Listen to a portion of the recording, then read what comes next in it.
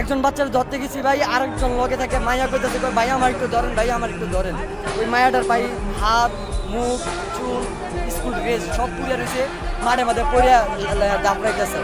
তো বিমান ব্লাস্ট হওয়ার পরে ওই বিমানটা ডাইরেক্ট করছে আপনার মাইলস্টোনের ভিতর পড়ার সাথে সাথে আপনার মনে যে অনেক হুজুর ছিল এখানে, অনেকগুলো হুজুর একসাথে দৌড় দিচ্ছে মাইলস্টোন উদ্দেশ্যে।